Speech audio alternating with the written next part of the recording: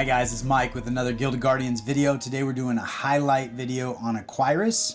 I'm trying to maintain this 600,000 to 650, and my gear that I have for the intelligence gear is actually significantly better than other pieces. I was trying to do this on Tybor.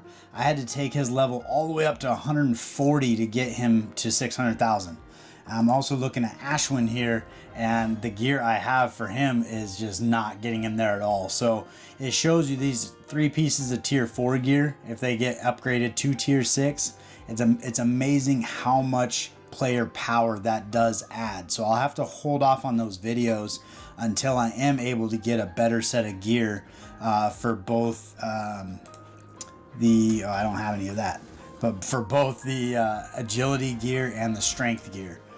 So we're gonna have to stick to the intelligence gear for now because I have a fairly good set. But even with all of these pieces where they are, I still was not able to get Aquiris over 600,000.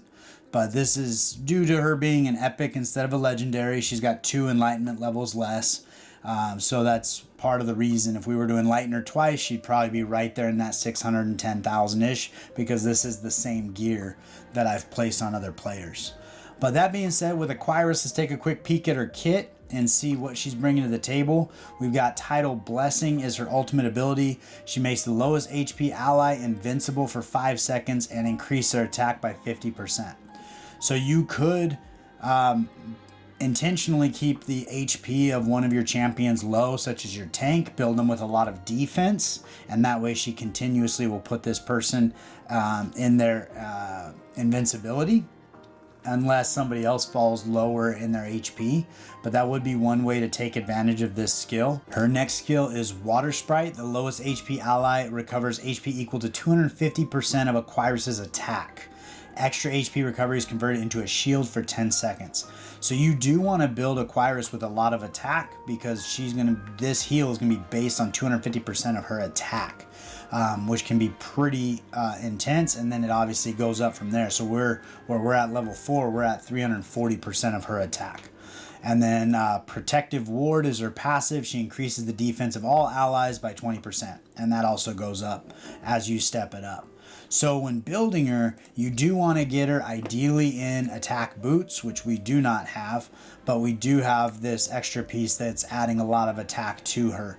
But you would try to get her stats to have extra attack where you could get it, and then attack boots, and that would be the ideal way to build her to maximize those heals that she's doing.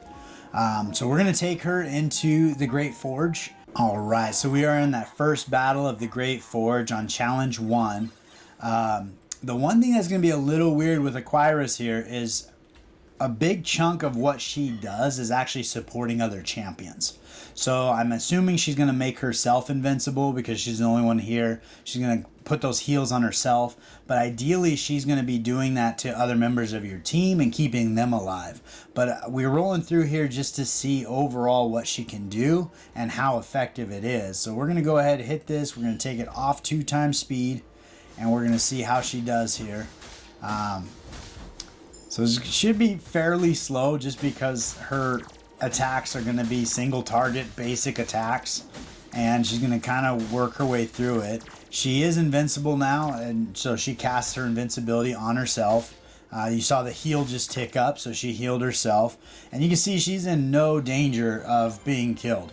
My guess is these battles are going to go for a little bit of time, but she's not going to be in danger of dying ever, with the exception of potentially backing up a whole bunch of stuns back to back where she doesn't have the chance to heal herself or cast invincibility. But as long as she's able to fight, I think she's going to continue to keep herself invincible and keep herself topped off with health. And again, this would be things she'd be doing for other members of your team, ideally like a tank or somebody in the front row. So she is not doing her ability.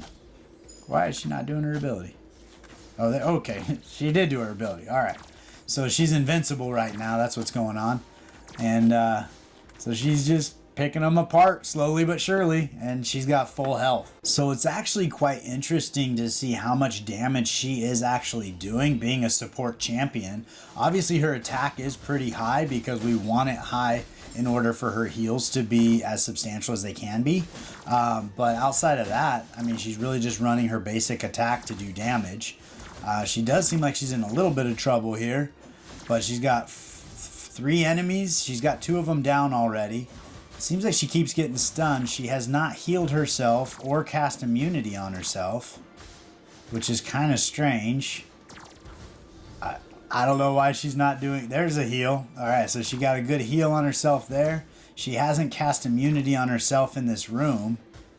So she hasn't really run her ultimate, which I don't know why that's the case. I mean, it's on auto. I'm not sure what's going on with that and why she's not doing it, but she did do it in the other rooms and made herself immune to damage, or invincible to damage. So she's able to get through the room. She heals herself pretty well. With her attack as high as it was, she did not heal herself completely in that final room. So that could be an interesting thing if we were to get attack boots for her and outfit her with attack boots, how much bigger that heal would be.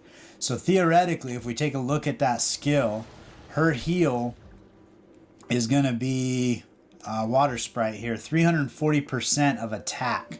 Her current attack is 52. So 340% is going to be approximately 175,000 of a heal, and her HP is almost 600,000. So she's going to be healing herself for about a third of her total HP. But if we were to get her attack up in attack boots, and let's see if we can find a pair of attack boots. I don't have any for her, but let's see. I think here we have attack boots. Are these attack? Attack. Would add 5,000, but that's a tier 4 piece. We need to work on our boots. But theoretically, we could add a good 10,000 plus to our attack with boots. And if we were doing that, then all of a sudden her attack shoots up to maybe 60 or 70,000.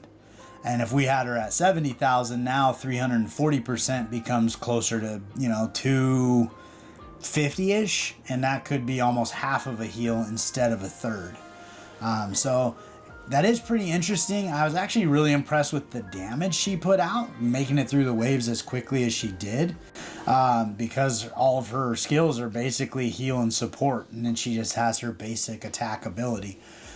So that's what I got for Aquiris. Hopefully you found that helpful.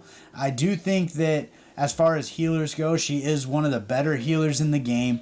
She does all of it as single target, which is the disadvantage compared to her like a Flix.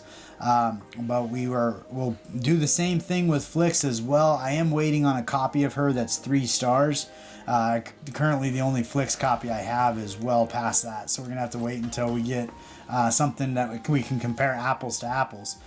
So that's what I got on that end, and I appreciate you spending the time with me. If you haven't liked and subscribed, please do so. It means the world to me. I'm going to keep pushing out these highlight videos and try to get a video for every single champion. So as you pull champions, you can kind of get a feel for what they're doing for you, and hopefully give you some pointers on how to build them and who to pair them with. So that's what I got. Thanks for spending the time, and I will see you next time.